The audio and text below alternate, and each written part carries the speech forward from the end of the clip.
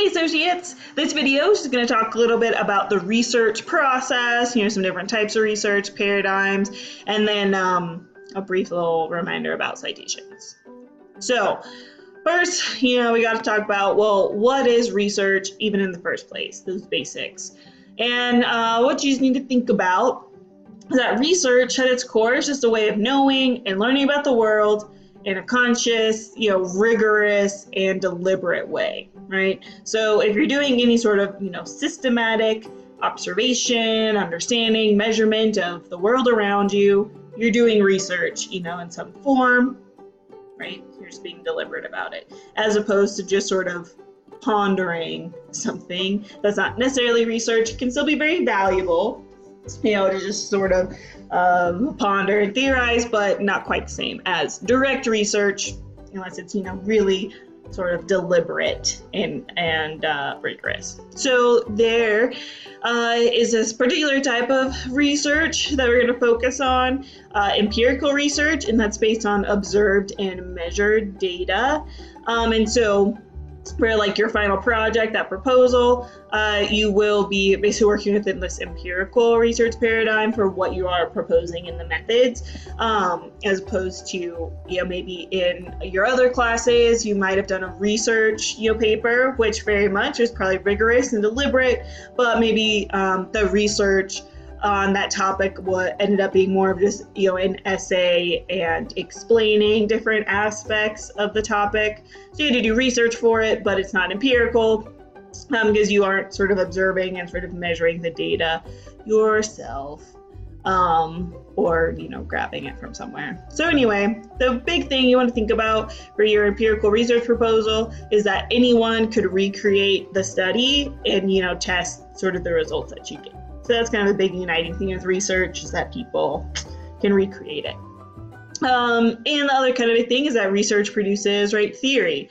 And theory is at its core just a systematic explanation for a particular aspect of life, right? So basically it's, hey, based on what we know so far, this maybe explains the thing that happened. And the cool thing with theories are they can change, right? As we get new information and new research and new data, we get new and refined and different systematic explanations, right? So then another thing to kind of keep in mind with research, there's different paradigms that you might enter research from. And don't get too caught up in this. These paradigms are something that, as if you go on to grad school, you'll probably learn a lot more about it. But even then, I had a whole entire semester dedicated only to paradigms because they are just kind of a big, crazy little thing. But the thing with paradigms, it's basically these rules that guide action. And so you can think about it, right? This is Plato's allegory of the cave, right? And so in this cave, where you have your little people here, and they can only see these shadows being cast. And so their entire sort of perspective, the rules that are guiding their reality and what they even understand and see, is limited, right? And so this person has a different perspective of what's going on than even this person down at the end, because that's all they can see. Then this person who's controlling the cave, then all the people up here outside in the world. And so paradigm, you can kind of think of as sort of the rules around your reality that you designate knowledge through. So there's a few to kind of keep in mind. First is the positivist paradigm, which has really kind of gone out of vogue very much. This came about with the old people over here. But the thing with positivist paradigm is that their research is looking for and guided by this assumption that a true reality exists and that we can know it. So research is going to get to the capital T truth, this is the thing that it is. That gave way to what we have now in our sciences, post-positivist mainly, which is yes, there's a true reality out there, but we can never really know if we actually reach the true reality because there's just limits on our knowledge, right? So it's a little bit more of a humble paradigm, acknowledging that, all the things that we use to observe and measure this data, that's limited. Our eyes can only see, certain wavelengths of light. Our instruments can only be so precise, and so we're always going to be like missing a little bit of that reality. The critical paradigm, which is where I and my research has lived, is really looking at there's a true reality, but it's obstructed by what we call false consciousness. So typically the critical paradigm is looking at how power and social structures are influencing life and sort of keeping us from this like true reality, natural state of being. And so, yeah, in my work, I focus on entertainment through this kind of critical cultural lens. So seeing how power and social structures influence our entertainment, that influences the way we like understand and see the world. And then we have the constructivist paradigm, which is really that reality is all relative and up for interpretation. And there's definitely a growing kind of movement here, and critical often goes together with constructivist kind of nicely, because, right, if reality, is a bit more relative, well, it's because it's being interpreted by different power structures. So those are the four. There's like a few kind of sub-paradigms out there, but those are the four to keep in mind. And some research designs, right, are better suited for some paradigms than others. So that's why it's just important to know where your issue and your industry and your topic and your proposal that you're going to write is situated, because it will impact how you go about it. So get out like a little piece of paper and try this activity. You can kind of jot it down, but basically if we have this image, right, it's one of those great optical illusions, but just kind of look at the image for what it is. From a positivist perspective, what maybe what a positivist say. So they keep in mind, positivists think a true reality exists and we can know it. Oops, this kind of saw that, right? So I'll give you a second to kind of jot it down. Okay, so if it's a positivist, they look at this and say, okay, we have the ability to like know that there's just the true reality. So they might say, one man is giant, right? One man is small, and that's just how it is. Like that's the reality of the times. And one reason why positivist has gone a bit out of vogue, because at the time, that's all they had. All right, so now this same exact image, a post-positivist is looking at it, right?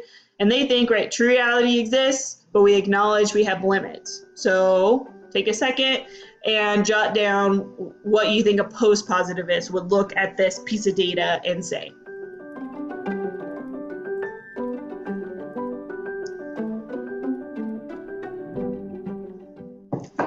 All right, so the post-positivist would say, well, it appears that one man is giant, but, maybe there's some human error happening, right? So post-positivist looks at the data it's measured and also considers like, well, this is what it suggests. And this is why we have theories that are able to change, because like at the time, this is what it looks like and what we seem to have. But, we need to find other ways to get that data. Oh, geez. Okay, so then critical, they think that a true reality is obstructed by false consciousness, power structures. So what would they say? Take a second to think about that. Power structure. So if you're a critical theorist, you're thinking out here's the data, but then also what else might be happening, right? So they may say, well, and turn it into more of a question like, why do we think one man is bigger than the other, right? Is there some outside influence that's making us think that one is bigger? Because it definitely appears that way, but like, why and what's going on under the surface to make it appear that way, right? And lastly, the constructivists, right? Reality is relative, it's up for interpretation. They're going to walk into this room and the constructivist is going to say, what are they going to say? It depends on where we stand.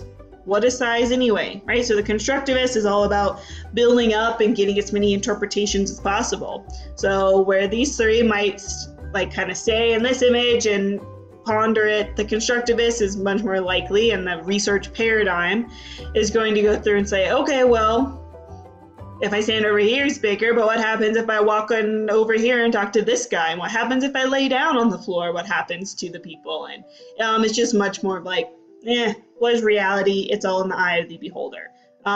Which personally I think is a pretty cool paradigm, but it's up to you to kind of decide per your industry and your research questions and whatnot, like what you are approaching the issue through. All right. So here's another kind of just little quiz questions. Feel free to pause and sort of stop and write down these, just to make sure that you really know what paradigm your eventual proposal is going to be in. So if we ask, okay, how has the campus stadium influenced life at CSU, right? So our question, we want to know about the stadium. We want to know how it's influencing student life in particular at CSU.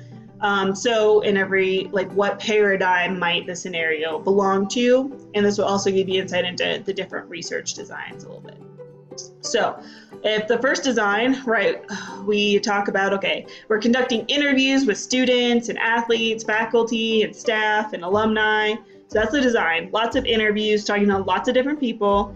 And the results that we get from this design is that, some people feel campus life is stronger, others like the classrooms in the stadium. And another whole thing thinks that campus is more crowded. Write down, in your notebooks or on your notes or whatever, what paradigm you think that would be in. Lots of interviews and you're getting a lot of different perspectives. 2, okay, this is the second research design. So this one, you completed a cost analysis, right? You mapped ticket sales and attendance trends. You surveyed a representative sample of students for attitudes. You're collecting lots of data to sort of look at this big picture. Your results are that donations are stronger, attendance to the game is up, and the majority of people have a positive attitude. Right? So what kind of paradigm were you working within if you were looking at sort of this data and kind of finding the big sort of picture? And then lastly, research design 3. So you read the Collegian and articles, you looked at Tony Frank's comments when it was being built, the old president. You looked into football culture on campuses throughout history, and you found these results that, okay, a lot of people were concerned that Tony Frank kind of deflected in a lot of speeches, and that there's a historical precedence for football culture. What paradigm, if you're kind of looking at some of the cultural and leadership influences, would you be in? All right, so number 1 was the constructivist, right? Because you were interviewing and trying to get as many perspectives on the, as you could on the topic, right? So that's constructivist because reality is in the eye of the beholder, so you needed to get as many sort of beholders as possible and equally valued each of their realities to understand the picture. Number 2 is post-positivist, right? Because you're collecting a lot of data and just getting the majority of people, like, this is the trend, this is the way it is for the most part, right? And then critical was the last one because you were looking at how people were responding to it and how the leadership and our historical precedents maybe helped influence attitudes on the stadium. Okay. Cool.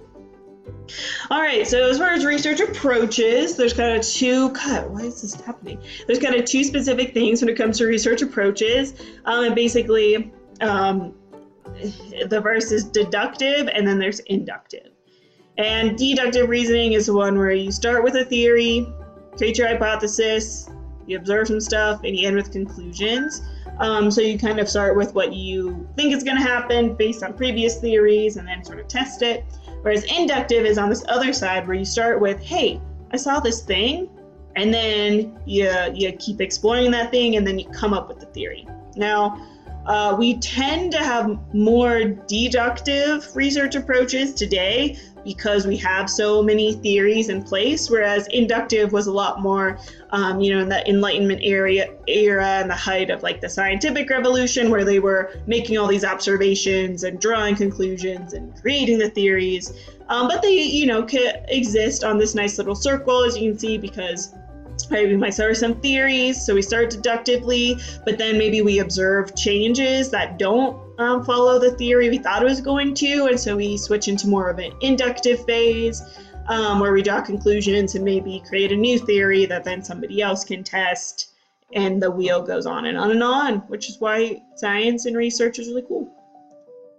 All right, briefly I have a whole video talking a little bit more about research questions, so make sure to check that out as you're preparing for your own projects. But basically, I think with research questions, you want to be specific and have like a so what attached to the research question.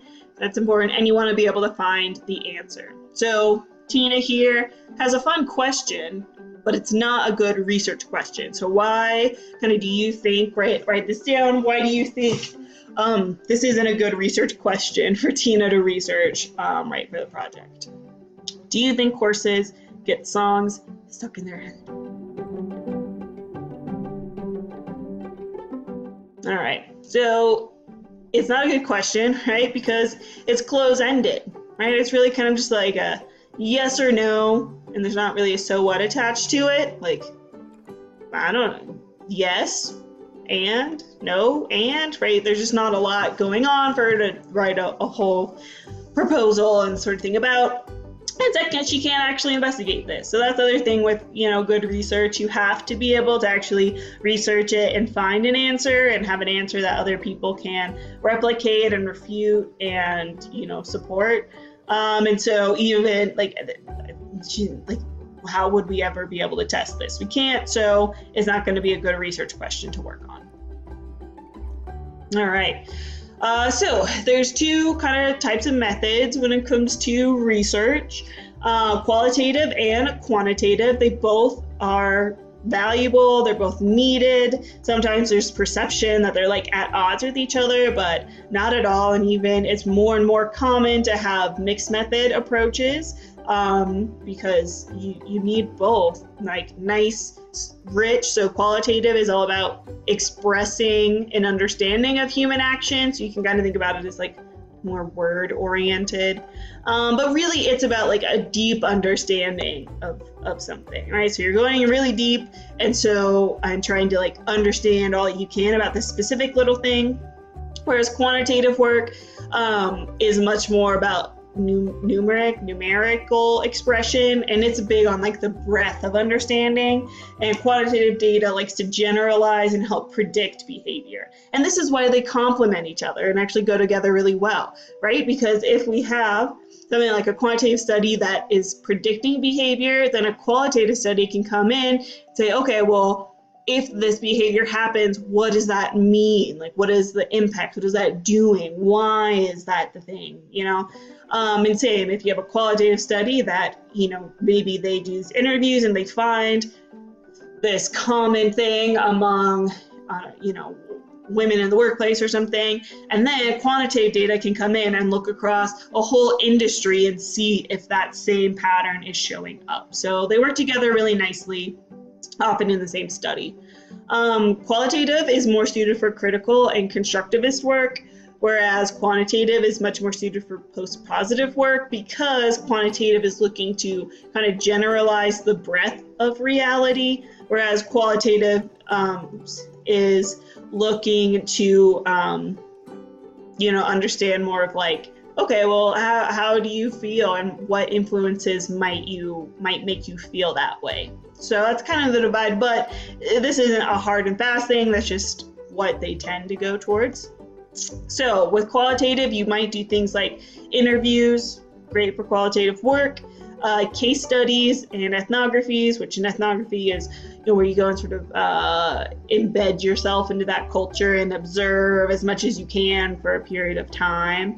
And then textual analysis, so things like reading, articles, though you could have a quantitative, what we call content analysis, which you'll see. But for textual analysis, which is something that I do often in my research with entertainment and media, right? Like my thesis, I watched 300 episodes of these various television shows, and I was looking for themes and trying to deeply understand what was happening in those 7 shows. So that could be like a textual analysis. Quantitative usually is things like surveys, but surveys that aren't as open-ended, surveys where you say, on a scale of 1 to 7, how much do you agree with X, right? And so that gives you some, and you want to sample, like, if you can, thousands of people to get really good breadth and understanding.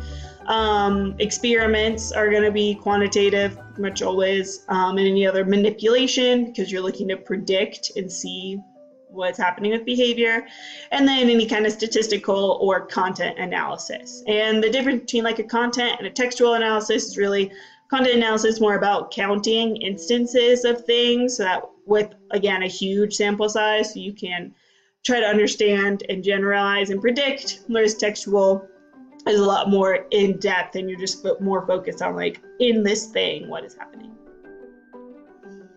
Okay, so we have to kind of end, or getting towards the end, with research ethics. Obviously, that's going to be important. You know, you have a whole chapter in the book on writing ethics, and so ethics come up here as well.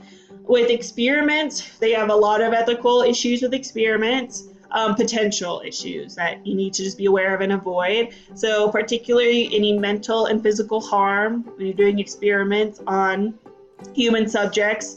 And of course, there's, you know, growing sense of animal ethics, and if you're harming them to an undue extent in your experiments as well.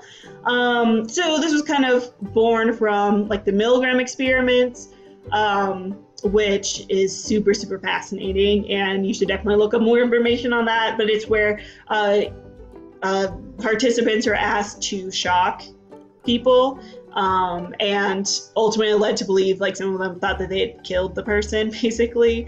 And this experiment, it was so interesting and gave us interesting insights on sort of the human capacity for harm through obedience.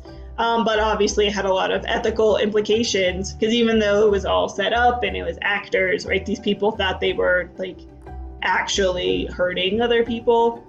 And so that had a lot of bad fallout.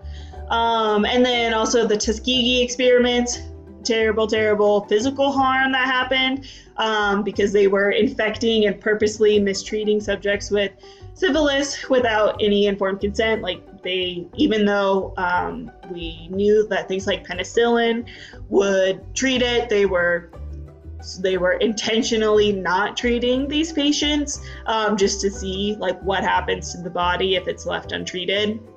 So obviously that is a really bad thing that happened, and that gave rise to a big push for research ethics.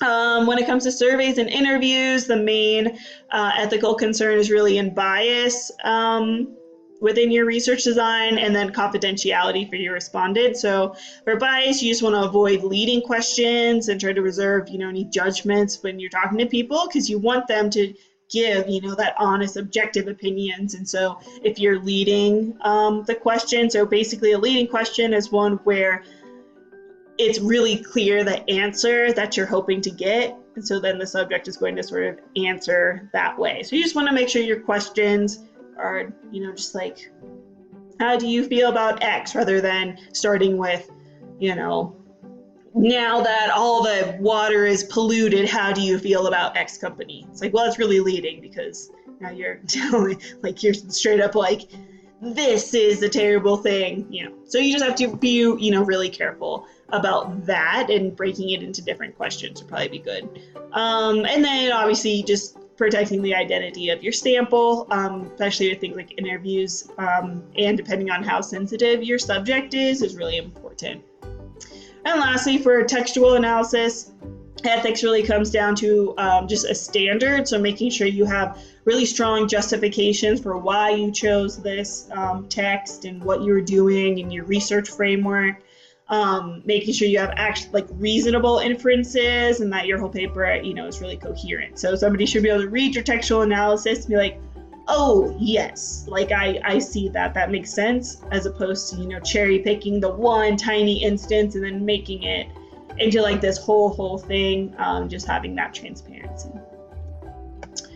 Oh, so why does any of this, why does research matter? Well, for most all job descriptions, there's something along the lines of, we want you to evaluate options or demonstrate analytical and reasoning skills. So practicing doing research and writing research proposals, can give you in that concrete story of, no, I really have some experience in this reasoning skills, and here is just a project that I did to help show that. This is one that I was posting to Facebook, or for Facebook. Oh, geez. Again, right, partnering with research people, prioritizing needs, good reasoning skills. Again, doing some analysis. So, I'm so sorry, I don't know why this is jumping ahead, but yeah, just make sure, like a lot of jobs ask for research and reasoning skills, so make sure that you have that going. Okay, so just a quick review. Empirical research investigates, right, specific question, observable, measurable data. So research is not just doing a summary or describing what's known. That's really important, and like we still need people to do that work, but it's not going to be empirical research if it's just like a summary of a thing. Paradigms determine your approaches and your answers. So make sure that you are what are you looking for? Like what are you trying to answer? And then figure out like what paradigm you're in. That's a lot better than saying, I want to be a post-positive researcher, and then developing your questions after that. It's better to like really think like, what are you curious about? What do you want to research? And then figure out what paradigm sort of goes with it. And also you need to figure out your question and your paradigm before you go into the method. So again, don't say, I know that I want to do interviews, and then try to create a whole project so that you can do interviews. It really is better for the question, and then also just like for you to be able to really make sure you're getting the answers that you wanted and were curious about, to figure out the question, the paradigm, and then, okay, are interviews actually suitable and appropriate to answer the question. And then lastly, ethics in research. You just got to minimize harm, protect your patients, be really transparent, make strong conclusions, don't make it up. And then lastly, citations in research are important, right? So you got to cite the authors, the data, create a stronger report that kind of goes into the ethics as well. And readers are going to turn to your citations to verify and explore, more content if they want to. So that's really the whole point, is so that readers can be like, oh, that was an interesting concept, and then go find, more readings and stuff on it. And I have a whole video on citations, so really go through that here. Make sure to check out that video, but just as a reminder, right, there are particular formats, so that way when your readers are trying to find the information, they can find the title of the article, they can find the book and whatnot, because you followed the appropriate.